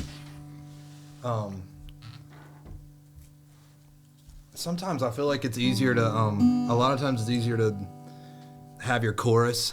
Like, Okay. that's like, you get a chorus to sing and it's writing verses around that are a lot easier because your chorus is like kind of like your theme, the main message Right. that you're going to sing over and over. So Yeah. there's a lot, I have so many songs where they started with verses and I could never find a chorus that was like better than the verse or just, so it's like. You don't need I to would do like, anything spectacular. That's what I've been meditating on. Fathers, children, young men, fathers. I even, just right as you're saying, I initially just had an idea like that it would set it up great for like a call like come all you children, come all you men, the Father calls you, come to him again. Like calling out to let the old man come, let the women too, or something, like telling the people like, come here, let me tell you what's happening. Yeah. Like, you are forgiven, you're not forgotten. All these rights, just I would start singing the chorus of telling people who they are, and the verses would be a call for the people to come to listen to listen to this chorus of telling them who they are. I like break it down that simple and practical. Holy crap! You know what I mean? Like just and that's this is, and when it's laid out like this, it's so much easier when it's like, I write to you young men, like, I'm calling out to the men of old, I'm calling out to the fathers. take up your cross and follow him, because he did it first for you, or something, like something like that. And I kept hearing when you were singing that, all is not lost, Right. all is not forgotten.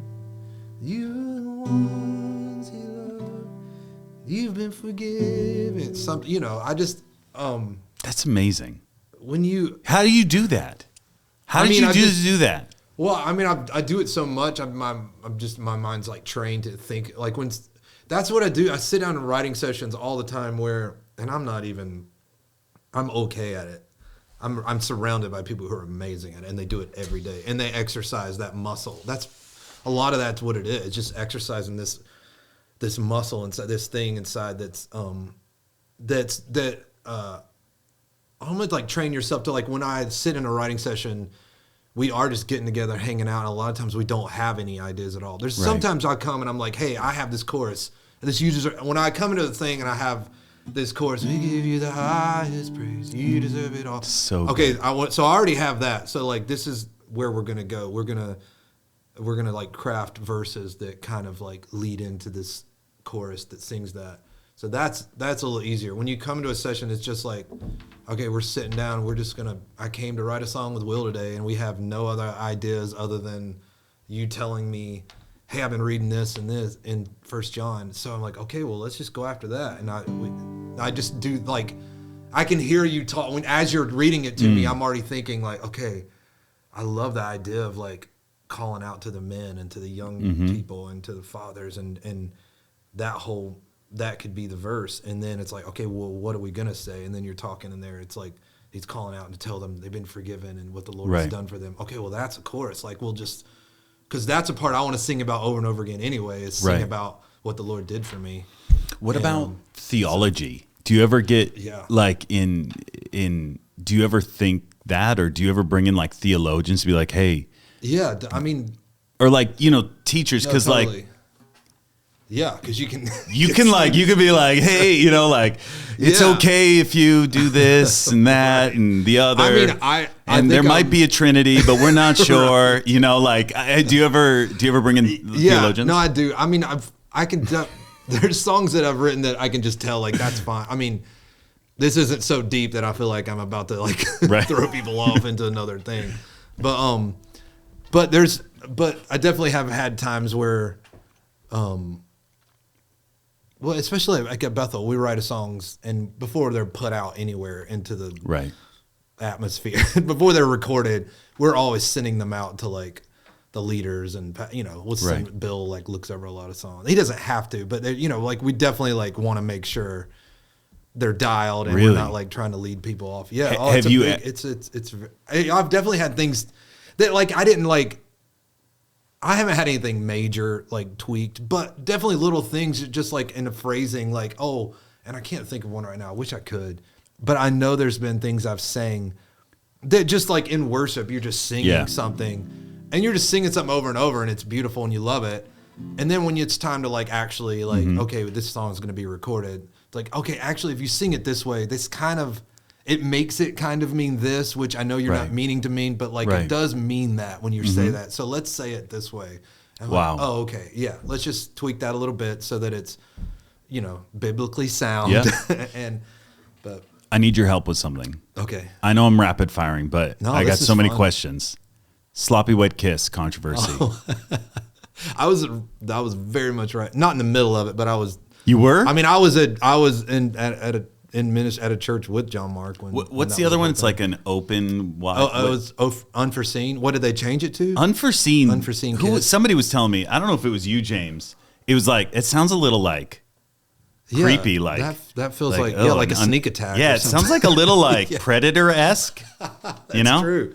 At least sloppy wet kiss is just right out there and just bam. Why the heck is it? Why did that make people so upset? I don't know. You have no idea. I mean, I don't understand it. I don't even understand like I get, maybe it was just because of such a vivid description of kissing, and it's like, maybe it's too sexual for people to sloppy wet think in nothing. I don't know. Church. That's not a sexual thing for me.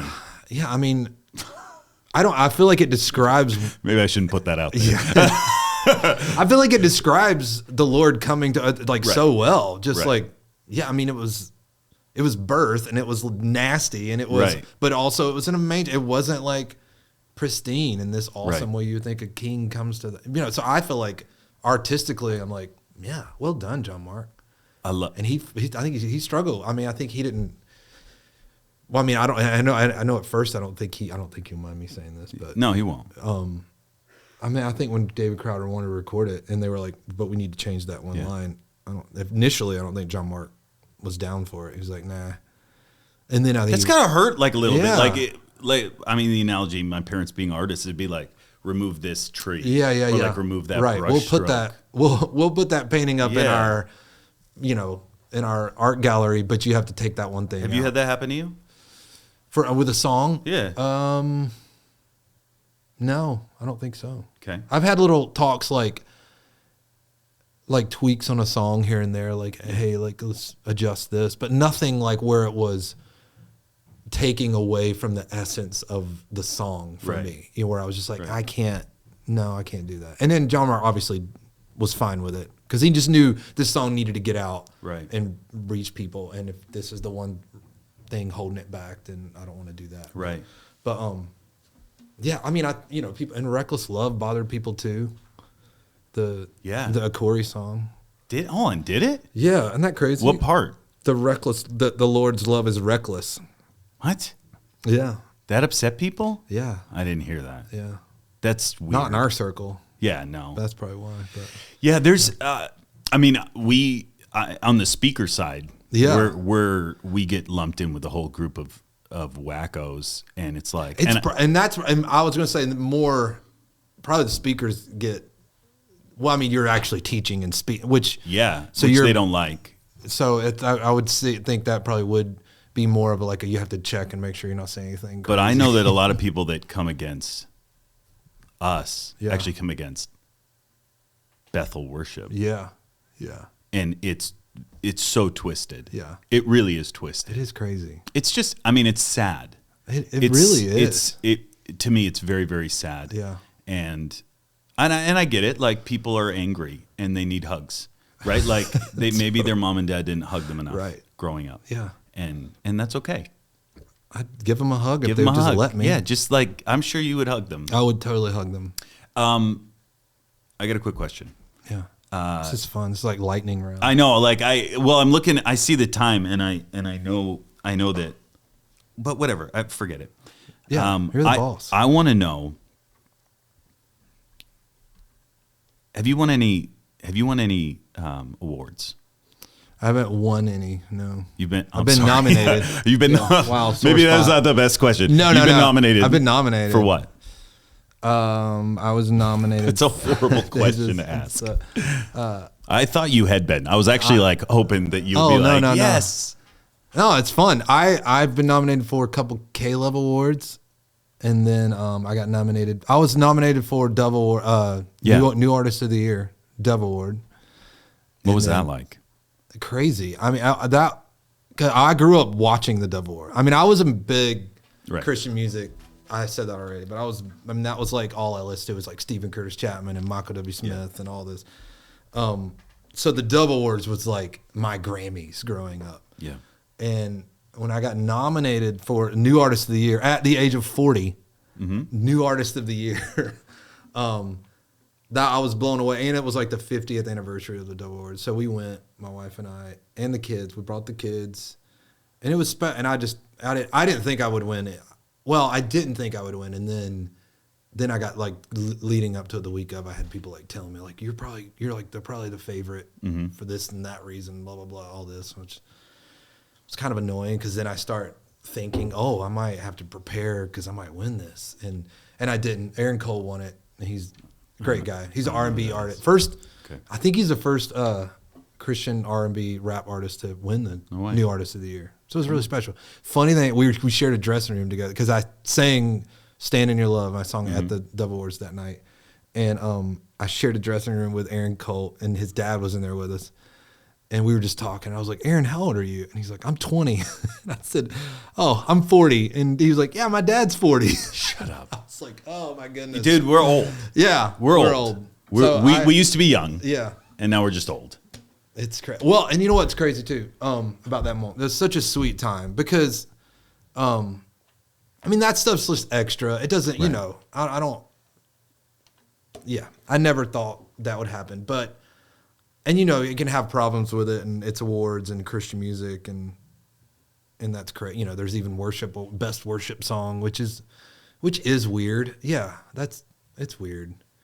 I don't know what to do with all that. I know we were talking about earlier. Well, I liked your response. Honestly, Josh, like you actually gave a really good response. Oh, thank you. And it's something that I hadn't processed because I'm pretty judgy, just as a person. So I have my own thoughts and feelings that I haven't parsed out in public. But I feel things. Yeah, I just want to. I loved your analogy of like bridge building, right? Like people are listening. When we grew up, there was very little Christian anything on the radio, and the fact that we're bringing people in to the Lord, what I heard you say is it was this is an outreach tool. This is bringing the saints together. And I think I just constantly want to be checking my heart. Like, where am I with this? Right. Where am I inside? Is this becoming a genre for me? Mm-hmm. And I feel like if my heart, getting the Lord knows my heart, then I'm like, okay, well, that's going to come out of me when I'm sharing these songs and sharing. So, but that when thinking about that night too, and just how sweet the Lord is. I mean, Stephen Curtis Chapman is like the reason I wanted to pick up acoustic guitar and play it and start writing songs. Him and Martin Smith are like my two heroes. And what a legend. And I was there that night, and I actually in practice. So the day before the awards, we had a rehearsal, and I go out there to sing my song, and I'm like out at the B stage, the stage in the middle of the auditorium, and they run through the whole thing like it's going to happen the night before, and they're like, hey, in my ear, I'm like, okay, Josh, you're about to go on, and right before you go on, Stephen Curtis is going to be doing a little talk, and then he'll introduce you, and I just like heard that in my ear, and I'm like, what? Like, oh my gosh, and I turn around. And he's like at the front, he's on the stage up there, and he's reading a teleprompter, doing his thing. And he's reading this long thing about new artists. And he's like, so I'm just so pleased to honor one of my new favorite guys, blah, blah, blah. And says, and I'm like, and I'm thinking in my head, thank God this is a rehearsal. Because if I had not known this and like tomorrow night, like it hit me, I was like, I don't, then like he says that, I'm freaking out. And then I hear the, intro, 2, 3. And I'm like, oh. And I just like blown up. But I was like, that is just the kindness of the Lord. Like the next day, that night when it happened, he introduced me, and then I sang my song, and I go backstage, put my guitar up, and I pass him in the hall. And I'd met him one other time and got to tell him at that one other time like what he meant to me and everything. And so I stop him, and he was like, hey man, he just gives me a hug. And I was about to get out of my mouth like, that was such an honor for me, for you to. And before I could, he hugged me. He was like, man, it was such an honor to be able to introduce you. And I was like, what? Like, stop. But I went back to the seat, and then, didn't win the award. But I went back. I'm sorry I asked that. No. It was great. I feel like such a jerk. No, it was it was good. I didn't need to win that. But I went back and I told my wife, I was like, that was the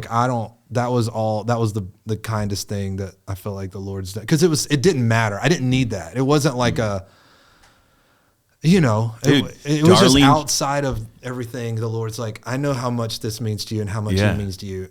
Here you go. Darlene Check reached out to me when I'd never done anything with her. Yeah. Like when my wife had cancer the first time. Oh, wow. And she was like, I've been following it. And I was like, I felt like I could take over the world. Yeah. Dude, she is. Like, I was like, so oh special. My God, That's amazing. Like those moments when you like grow up. Yeah. And you are becoming that for a generation. Does that feel weird? No, because I'm starting to see that, and that feels weird. And great, it feels awesome and honored. Yeah, but then also, I'm old. Yeah, we're old. Yeah, when people are, I've had because I'm like releasing new songs, and then I have people like, dude, your song that I wrote like 20 years ago. It's like, I love that. I've been leading. I'm like, oh my gosh, it means so much. And then I'm like, I'm old. Wow. I got 2 more questions. Okay. First one is pet peeves with ministers cutting you off during worship. Do you have that? I mean, yeah. Did your respect grow for ministers, or when you started like there's this moment, and I watched in a lot of worship leaders where it's like worship and ministry, right? That there comes a pass off there. Yeah, totally. Like, what are your biggest pet peeves in the middle of that pass off? Asking me to sing another song that we haven't been doing, that's in a completely different. I feel like that's just all I do. Okay, just random. I'm like I sing Days of Elijah. Go. Yeah, just like that kind of thing. It's not. I don't get like super annoyed and mad, but okay. my thing is like, hey, I want this to be as smooth and as successful a meeting as you do, and let's work together. I'm as easy a worship leader to flow and transition with as anyone.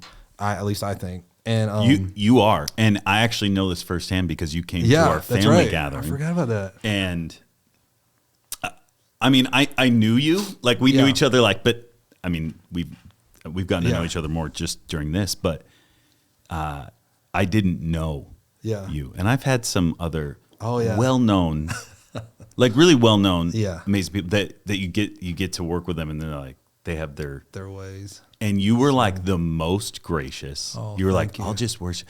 I haven't done this in a long time, and I love this. Oh, I'm like, I don't know how long worship's going to go. Well, I'll tell you, you came into our leadership gathering. Yeah. So you literally there was 300 missionaries from the field, from like the middle of nowhere came in. Yeah.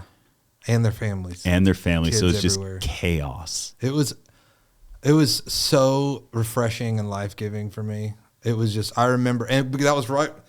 It was in that season we lived here, and we hadn't really found a church that, that we were going to call our own.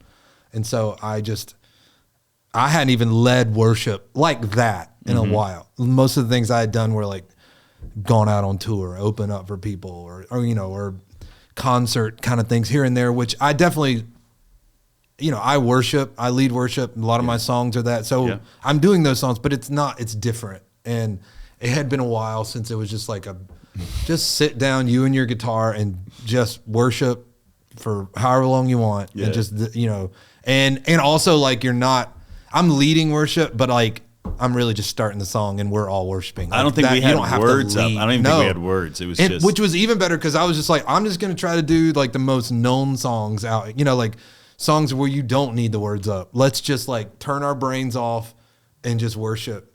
And that was like, I remember going home and just telling shit like this, I needed this tonight. Like it was so refreshing. And I'm pretty biased towards our missionaries, but they're some of the hungriest, most humble. Yeah.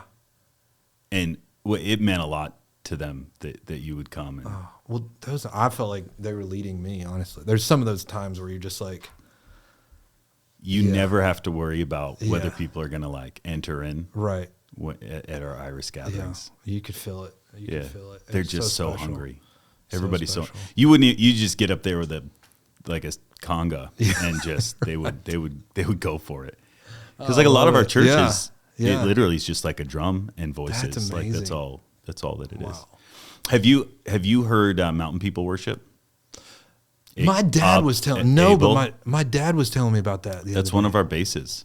Is that really? Yeah, out in Greenville, Tennessee. Goodness. And so he was the one that was calling me about. I don't want to mention the person we were talking about, the female upstairs. We were talking about this worship leader. Yeah. She reached out to him.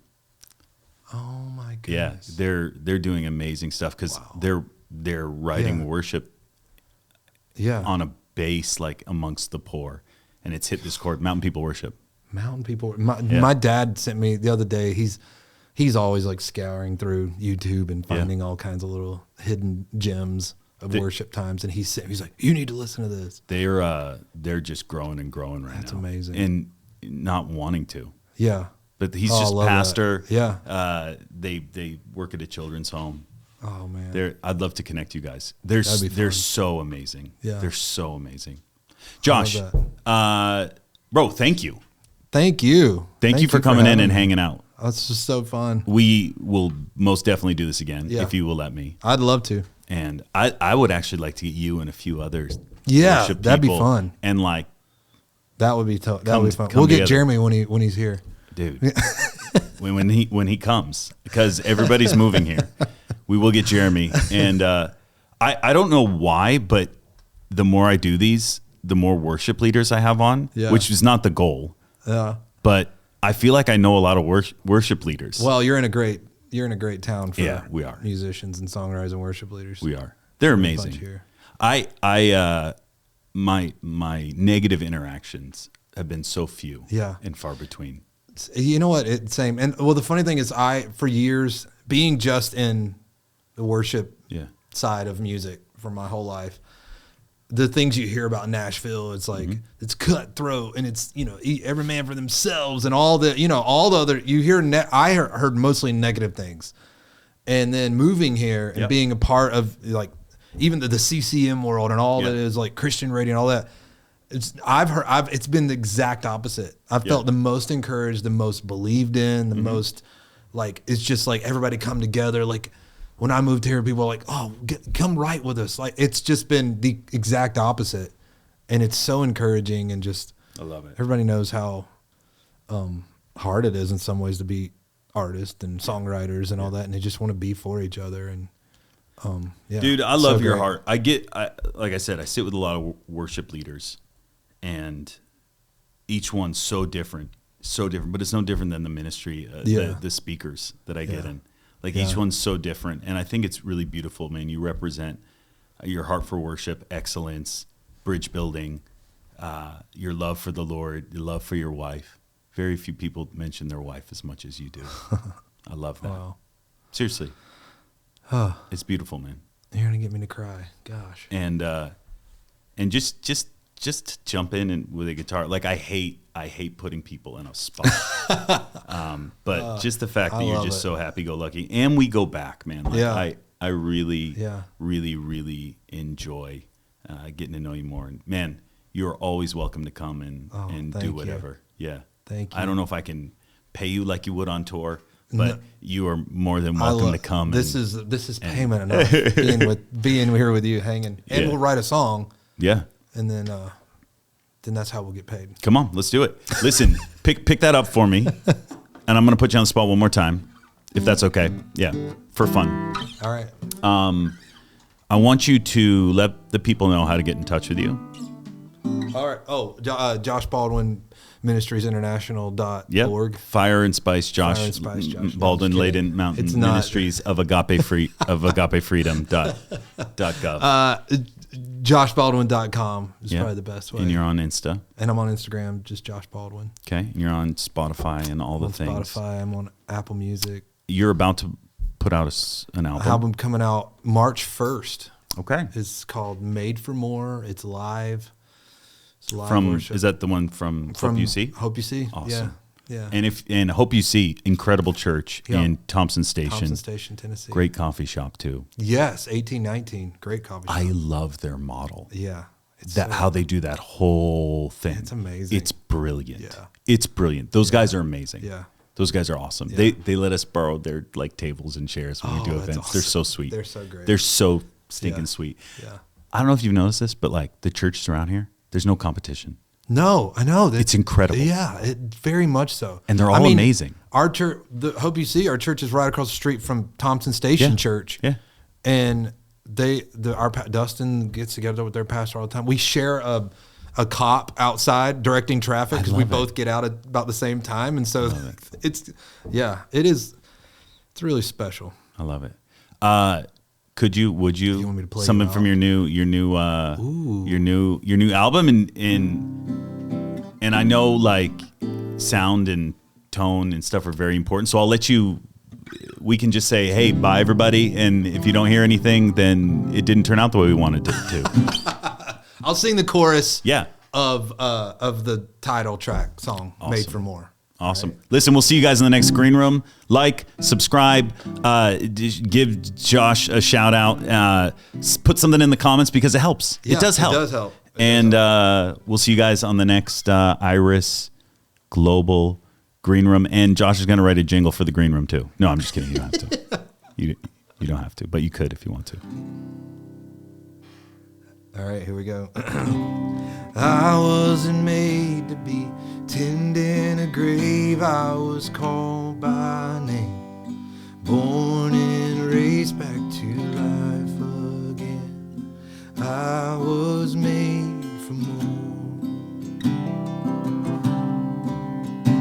So why would I make a bed in my shame when a fountain of grace is running my way? I